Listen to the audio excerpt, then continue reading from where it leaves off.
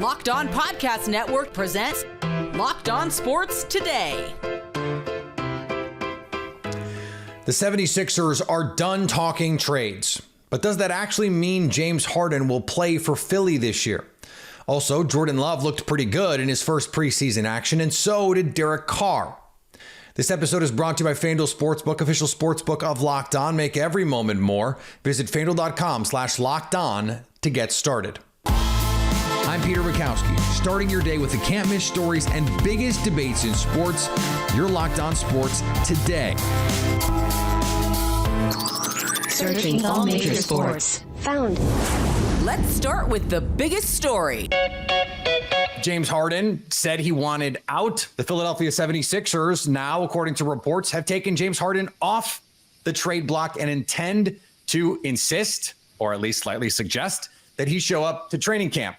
The reporting there is he is not going to do that, which means the Sixers have a James Harden-sized hole in their championship aspirations. Keith Pompey from Locked On Sixers joins me now. And Keith, where does that leave us then? You know, it's weird. It's a crazy situation. I mean, you know, I still think that they have time, right? I mean, right now, you know, we're in the second week of August. I feel like there's still some time, but where it leads us is it's kind of like a continuation right now of what the Ben Simmons situation was like. You know, the guy said he doesn't want to be there. There's reports that he's not going to come to training camp. But right about now, I just think that both of this is leverage play on both parties. You know, it's a lot of bluff that's going to be calling their bluff, and we'll see what happens, you know, on October the 3rd. Yeah, it's easy now to say we're not trading him, and it's easy now for Harden's camp to say he's not showing up when he doesn't have to do any of those things for another 2 months, and the Sixers don't have to do anything with him for those 2 months either. I'm wondering, for the Sixers, would it be better if he doesn't show up rather than him doing what he did in Houston, showing up out of shape and playing apathetic basketball? Which do you think would actually be better for Philly? That's a great question. You know, I think it may be better for Philly, like, if he didn't show up. Yeah, I mean, because aside from people asking the questions, "Where's James? Where's James?" Right? Aside from that, you can kind of build a culture, have guys there.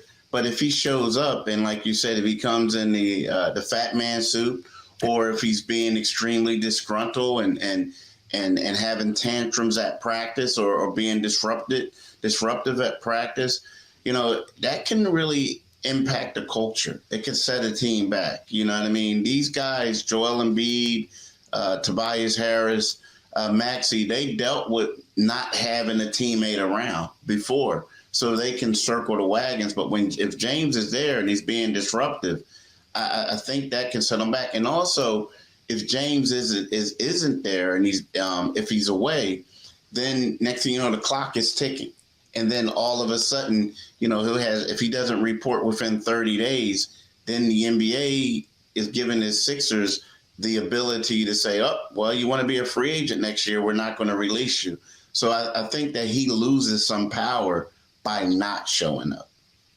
What is the role of Joel Embiid here, do you think? Because we saw them at former Sixers shareholder Michael Rubin at his white party, arm in arm, buddy, like this is all good off the court. But now we have this situation. If you're Joel Embiid, you're the MVP of the league. What role do you have to be a leader here and say, "Hey, James, it'd be much better for us and for everybody if you showed up and we tried to play basketball"? Yeah, I mean, it is. I mean, but I think that to me, that's not really Joel's. There are certain guys who come out and say things like that. There are other guys who, you know, they may have a conversation behind closed doors, but he's not going to be in front of the camera saying, "Hey, we really need him." Now, you know, he was asked about it before, and he says, "Look, James is my friend. Yes, it will make us better, but, you know, he's my friend. He's going to do what he wants." You know, I think more so from Joel, like the impact this could have is him sitting back and just watching the whole thing, you know, like unravel. Because when you think about it, this is the second time in 3 years that he's had a disgruntled teammate. Not just any teammate, his co-star, so to speak, right? So if I'm Joel, I'm just sitting back and I'm looking at Daryl saying, what you going to do, bruh? Like, what are you going to do? Because we can't keep going down this, this cycle, or we can't keep it going on. So, I don't know if he'll come out and say, hey, James, we need you to come back. We need this and that. Nah, he's looking more at like the front office and saying, what are y'all going to do? Stay up to date all year on the Philadelphia 76ers by subscribing to Locked On Sports today and Locked On Sixers on your favorite podcast app and on YouTube. Thanks for making Locked On Sports today your first listen. Coming up, Jordan Love looked pretty good in his first game as QB1 for the Green Bay Packers. Before we get to that, the Colts and Jonathan Taylor are mending fences. Football season is about to kick off, and FanDuel is giving you the chance to win all season long. Because right now, when you bet on a Super Bowl winner, you get bonus bets every time they win in the regular season. Just pick any team to win the Super Bowl, and you'll get bonus bets for every victory. So if you pick a team like the Eagles and they win 13 games, that's a lot of bonus bets. You can use your bonus bets on point spreads, player props, over-unders, and more. Sign up and place a bet on the Chiefs, for example, and you get paid for every win they accumulate. Seems like a pretty good bet. And that's for every regular season win before the Super Bowl even happens. You can also join in on the baseball action every day, like tonight's Rays-Giants game. FanDuel likes the Rays on the road in the Bay to beat the Giants. Tampa minus 142 on the money line. You can also combine prop bets within a game to make a same game parlay for even bigger payouts. So visit FanDuel.com/lockedon and start earning bonus bets with America's #1 sportsbook. That's FanDuel.com/lockedon. One of the more high-profile holdouts may be ending this week. All-Pro running back Jonathan Taylor is expected to return to training camp, according to coach Shane Steichen. Taylor had his trade request shot down by Colts owner Jim Irsay so quickly he could barely blink. Since then, he's been rehabbing an ankle injury at an out-of-state facility away from the Colts medical personnel. Steichen said he should be back this week. Do I know the exact date he'll be back? No, but he should be back. Glad we cleared all that up. Taylor has consistently made his intention clear to the team that he'll return to the field when he is 100% healthy. The decision to continue to rehab elsewhere was a continuation of that effort. The Basketball Hall of Fame may have added its best international class ever. Dirk Nowitzki, Tony Parker, and Paul Gasol were among those enshrined in Springfield on Saturday night. Nowitzki was the first European-born player to win the NBA MVP in 2007. Parker's NBA Finals MVP award that season was also the first for a European. In 2002, Gasol was the NBA's first international Rookie of the Year. And Gasol said he fell in love with basketball during the Dreams team's performance in 1992 in his hometown of Barcelona. He said, I was 12. It changed my life. The Dream Team showed us how basketball could be played.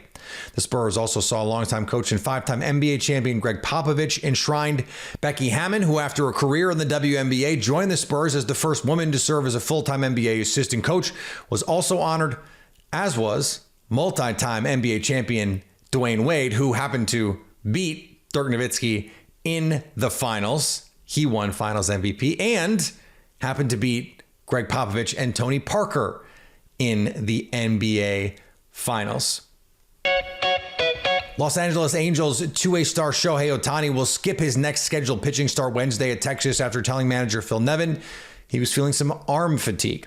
Nevin said Sunday that Ohtani is not injured and will return to the rotation during a series at home against the Reds that begins August 21st. Ohtani was in the lineup for Sunday's 2-1 win over the Houston Astros and hit his 41st bomb of the year. Nevin said Ohtani told him Saturday that he needed to take a start off. Okay, when it's Shohei Ohtani, you listen. The right-hander will not take any time off as the team's designated hitter.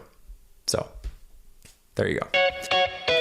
On the diamond, the Boston Red Sox traded the playoff waters over the weekend. Hi, it's Gabby from Locked On Red Sox here. Red Sox had a good win today to finish off their series strong against the Tigers, taking 2 out of 3 after winning today 6-3. The biggest storyline of today's game was definitely the return of Garrett Whitlock. He looked awesome, pitching 2 innings, giving up just 1 unearned run and recording 3 strikeouts. Adam Duvall also had a massive 3-run homer in the game. He drove in 4 of the Red Sox 6 runs. Justin Turner hit another home run for the second straight day. So it was a really good series overall for the Red Sox. Cutter Crawford looked decent, pitched into the 5th inning, gave up 2 runs. So we take that and we ride. The next series is the Nationals, so the Red Sox absolutely have to win that series as well and just continue to win series, and that's what's going to possibly get them a playoff spot. So just keep it going. And did the Yankees just hit rock bottom? This is Stacey Gotsoulias of Locked On Yankees, and I'm wondering, is this rock bottom? I feel like I've said this at least 6 times this season. And Sunday was another moment where we all asked ourselves, is this rock bottom for the New York Yankees? They had a 4-run lead heading into the bottom of the 9th against the Miami Marlins. And when the game was over, the Marlins were celebrating a walk-off 8-7 victory. Garrett Cole is once again victimized by his team. This time, the offense actually scored for him. It was the bullpen, mainly Clay Holmes, who was charged with all 5 runs, who completely fell apart for the Yankees on Sunday. So instead of leaving Miami with a series win, they lose in horrifying fashion for them, and now they get to head to Atlanta to face the best team in baseball. So things aren't getting easier for the Yankees. Again, is this rock bottom? Probably not. I probably will be saying the same thing in a couple of days. Every other baseball fan is just playing the world's smallest violin for the Yankees fans right now. For the first time in 30 years, someone other than a no doubt Hall of Famer is going to be under center for the Green Bay Packers.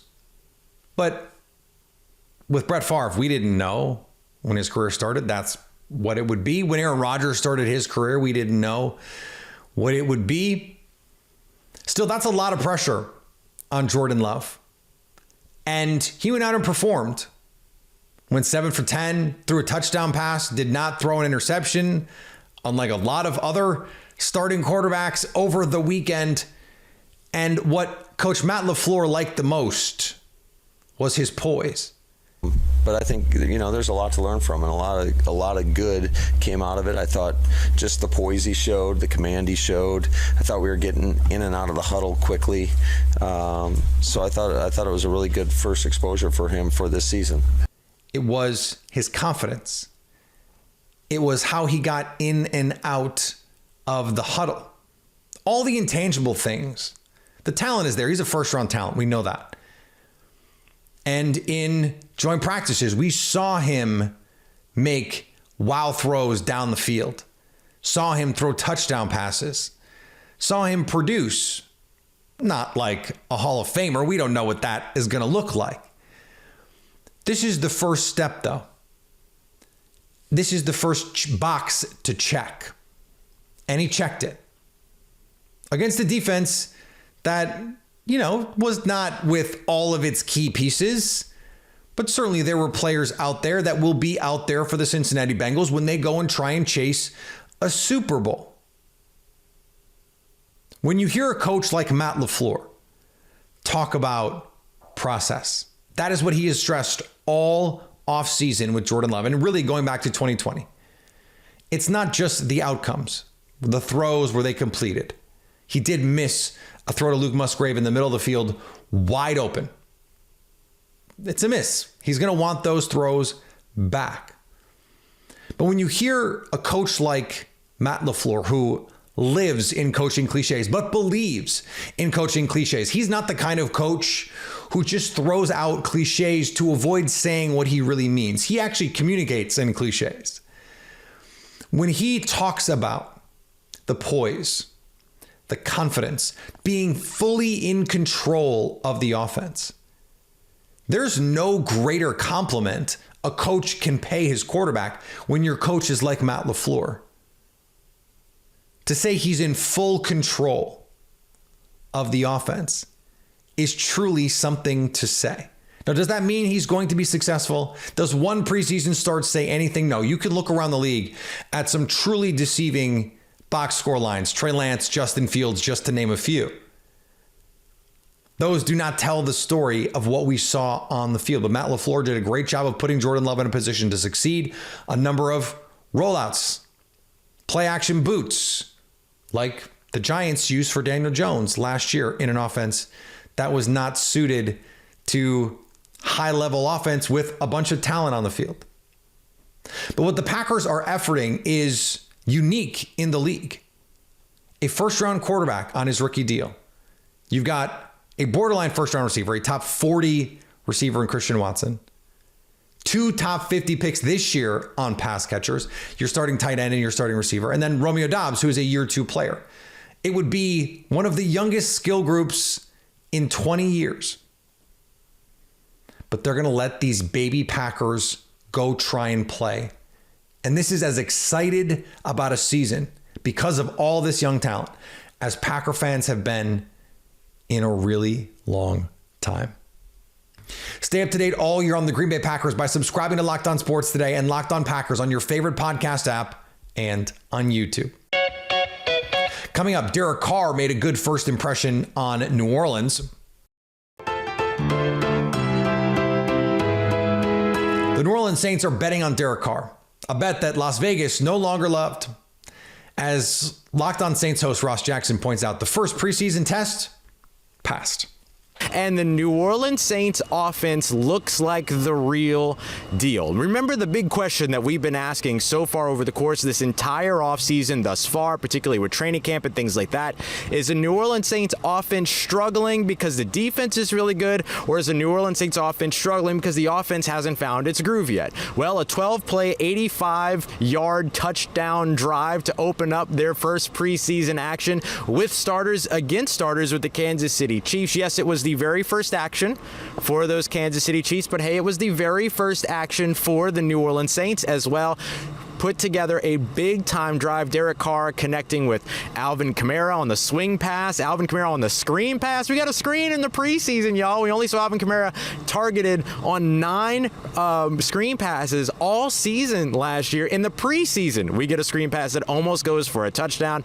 You saw a big catch by Michael Thomas. You saw the attempted connection with Chris Olave, some big catches and connections between Derek Carr and star tight end Juwan Johnson, who, make no mistake about it, is a star. It is absolutely worth your time in fantasy football, especially if you can get them late. But then it all capped off with a big 4-yard touchdown to Keith Kirkwood. And that's this play that I want to focus on, because I thought that play was really the kind of the summation of what that New Orleans Saints offensive drive was for them. Derek Carr takes the snap. He sits back. There's time for the play to develop. The offensive line, starting 5, was on it. Bought him some time. Blitz pickups all over the place, all that.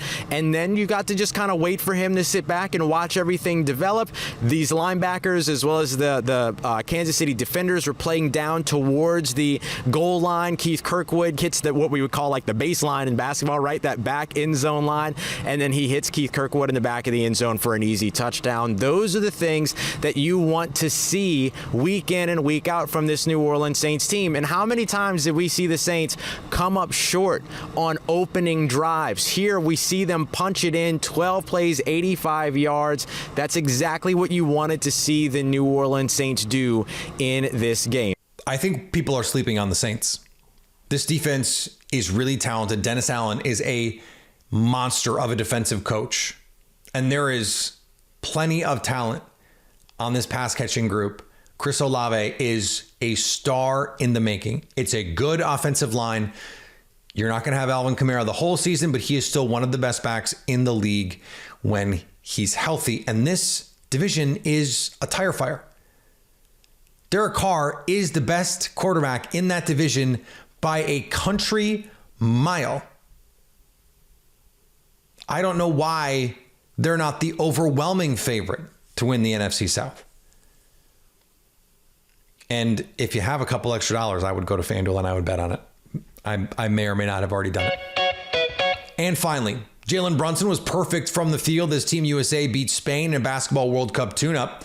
Let me rephrase that. Jalen Brunson shot 9 of 9 and scored a team-high 21 as the U.S. beat Spain 98-88. The U.S. improved to 3-0 in its pre-World Cup tour with 2 games left before arriving in Manila for the tournament. Sounds like they're ready. Thanks for making Locked On Sports today your first listen. Now go find your favorite team's podcast and make them your second listen. Coming up tomorrow, what is going on with the Saints running back room? Exactly. So at least until tomorrow, stay locked on sports today. Locked On Podcast Network presents Locked On Sports Today. For more episodes of Locked On Sports Today, go to our video on demand. Click on Sports at the top of your screen. There, you'll find past episodes of Locked On Sports Today, plus other Locked On shows on demand.